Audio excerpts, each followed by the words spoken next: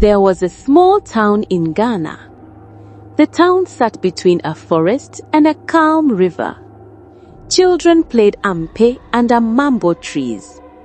Women sold pepper, smoked fish, and tomatoes in the market. Men fixed bicycles and pushed wheelbarrows. Life was simple. Everybody knew everybody. One morning, a strange woman came to the market. Her skin was smooth like cocoa. Her eyes were bright like light on water. She wore a simple cloth and a string of waist beads that made a soft bell sound when she walked. People asked, "Who is she?"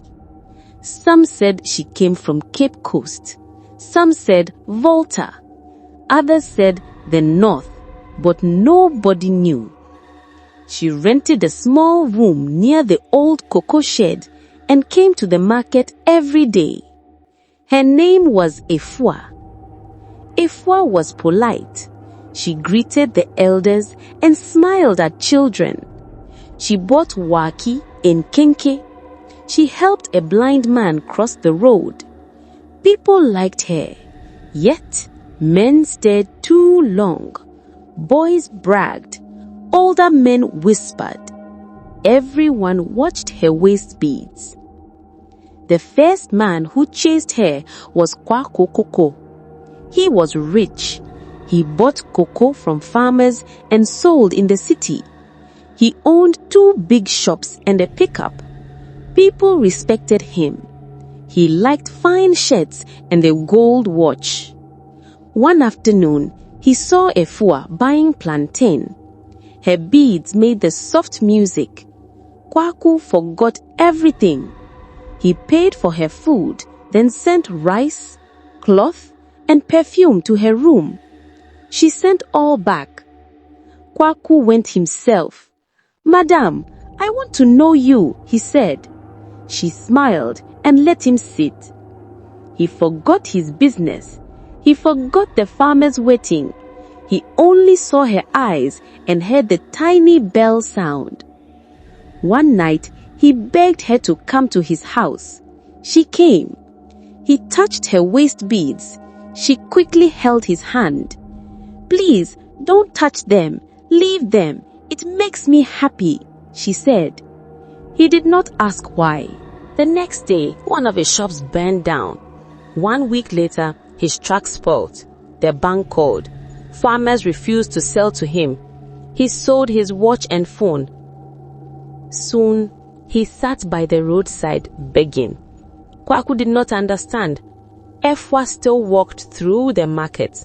Her beads still sang. The second man was Nana Kweku, the chief. He sat on the stool. He had elders and drummers. He gave judgments. During Akwasa Day, he saw Efua near the palace gate.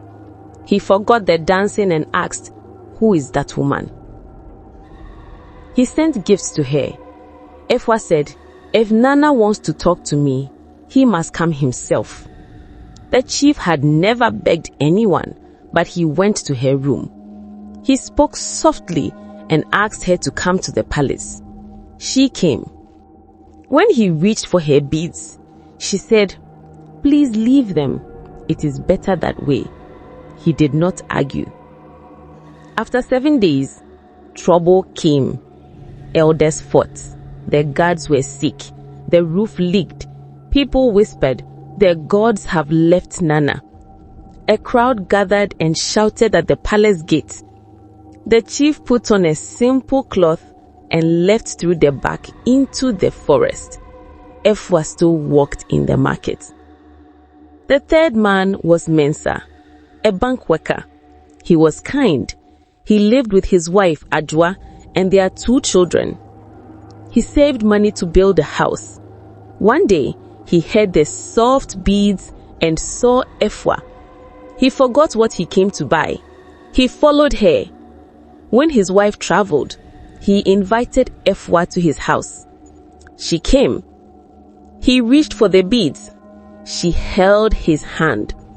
"Please leave them. It makes me happy," she said. The next morning, he was fired for stealing money. He cried and protested, but no one listened. His wife received a letter, packed her things, and left with the children. Mensah sat in his empty home, lost. More men fail. A teacher lost his job. A driver had a costly accident. A lotto man ran away. All had been with Efua. Fear grew. Some women bought waist beads too, hoping for power. Nothing happened. Their beads were just beads. Efua's beads were different.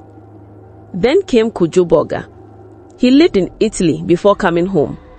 He drove a car and wore sunglasses. He was bold and did not fear stories. He met Efua at a phone shop. He made her laugh. He watched her carefully. At night, she came to his room. When he touched her beads, she stopped him. "Please, leave them," she begged. Kojo's face changed. "Why can I not touch them?" he asked. She looked away. "Please," she whispered. Kojo crossed his arms. "If I cannot touch your beads, go home."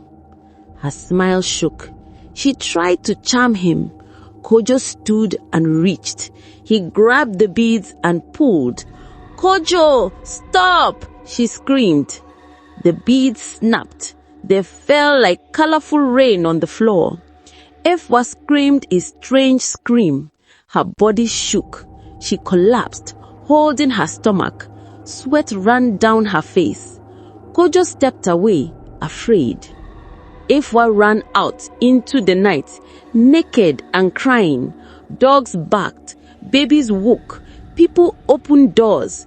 Some tried to cover her. She pushed them away and pulled her hair, shouting words that did not make sense. The crowd followed to the market circle. She fell under the big almond tree. Her voice changed. "I was poor. I had no father. My mother died. I was hungry. I went to my grandmother. She spoke to spirits. She gave me these beads. She said, 'For every man who lies with me and does not touch the beads, his blessing will become mine.' I needed 21 men. Kojo was the last. He broke the beads. Now all is gone. I am empty." Some were angry. Some were afraid. The men she drained did not get their blessings back. Kwaku still sat by the road. Mensah still had no job. The chief was still in the forest. The town felt heavy. The Queen Mother came and raised her hand. "My children," she said, "anger will not fix this. We must pray and cleanse our land. We must help the men and help this woman too. Let us not add more pain." The elders, pastor, imam, and shrine priest met and prayed through the night. In the morning, they took Efua to the river. They washed her, prayed for mercy, and asked the ancestors for healing. Nothing changed in one day. The curse did not quickly lift, but the town did not break. Mothers cooked. Children played football. Farmers went to their farms. Efua stayed with the Queen Mother, swept the palace yard, and worked quietly. She apologized to families she hurt. The town kept the story as a warning. Mothers told daughters, "Do not let hunger lead you to darkness." Fathers told sons, "Do not chase beauty blindly." People learned that quick power is not real power. Healing takes time. Life went on. The town lived slow and steady, wiser than before. Thank you so much for watching. If you enjoyed it, don't forget to like, subscribe, and comment below. Hit the notification bell so you never miss an exciting new tale. See you in the next one.